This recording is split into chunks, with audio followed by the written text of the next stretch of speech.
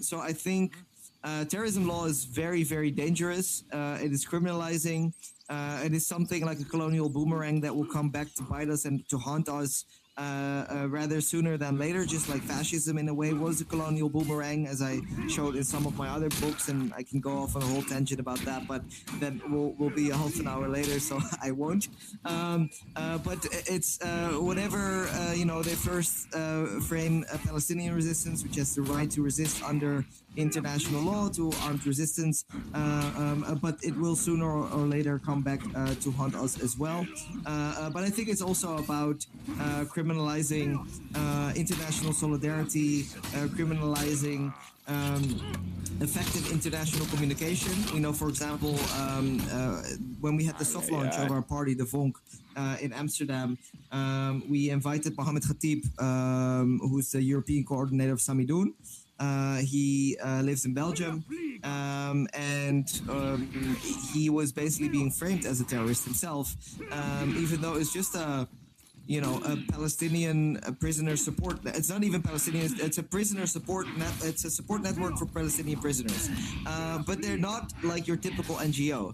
They don't just say like, oh, we'll just document the human rights abuses and leave it there. No, they say like, actually, Palestinian prisoners are leaders and political subjects in their own right, and we can learn from them. We also want to give them a stage. We also want to have contact with them. And I think that is why, they are criminalized even to a much harder degree. Mohammed Khatib never said anything illegal, but still he was banned also for entering the Netherlands. He had to talk through Zoom, even though even their own lawyers, by the way, of the cabinet in the Netherlands advised against it. It was completely illegal to ban him. There was no basis whatsoever. But this is, I think, is very, very important. And of course, the whole premise of terrorism itself is just a ridiculous concept. There's this great song by Loki called Terrorist. And I think he opens with a dictionary definition, which was something like, and I'm paraphrasing now, but using political violence as a means to bring people into submission through fear. And if you actually would use that definition, then obviously the Western world is the biggest purveyor of terrorism in the world. It's not even close. In fact, they do it very explicitly and on a much larger scale than anyone could even fathom or perpetrate. Like if you look at the shock and awe doctrine, which was openly proclaimed by the US military in the invasion of Iraq as their own doctrine, literally saying things like, we want to have the effect of the psychological effect of a hurricane or a nuclear bomb to push people into submission so that they'll be in a state of shock and we can push through all these reforms that we want in a way that would be very hard to change.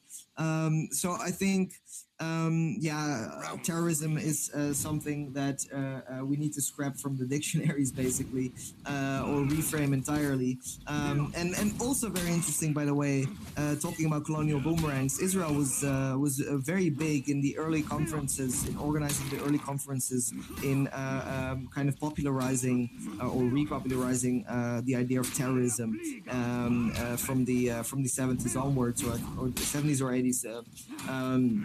So yeah, again, very important to challenge this framing.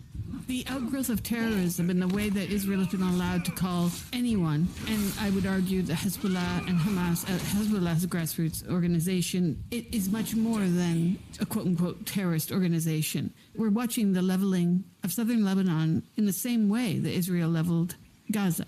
One must look back to history books, and I mean go back to Nkrumah, go back to all of the decolonialization that happened. Look at what happened in Algeria and the French. I think we have a Western populace that have never been properly educated in the colonial history of their own countries. And I see this. I talk to my kids about what they learned daily. They are not taught about colonial enterprises. None. Zero. This is atrocious to me, because though that cliche, those who do not know history are bound to repeat it, is also just a cliche. I think that there is strength to be had in awakening a consciousness within the people as to how Europe has and still dominates, and the US and Canada and certain other countries the world, the global south, is still under the thumb. So, of course, there's a lot of resentment towards BRICS and that organization. And many people viewed Trump's attack on Iran as a symbolic attack on BRICS and the hegemony that he's perceiving coming his way, which would be his just desserts on the one hand. But the lack of irony, introspection by Trump since 3 January in kidnapping a sitting leader, now threats to arrest Raul Castro, is lost on him completely, given he has been indicted by popular opinion as to being a pedophile himself. And hence, Iran's clasping of the Epstein political class was brilliant because they've homed in on the one thing that our politicians are not listening to, that Americans are frustrated and furious even about the illusion around the Epstein files. And Iran is doing more of the politicians' jobs than our own elected politicians are doing, ironically. So I see that the way in which the word terrorism is used to deflect other national interests or other national internal problems. What is the way around that, though, given the dramatic rise of socioeconomic polarization, this enormous and amorphous bureaucratic apparatus, and low birth rates across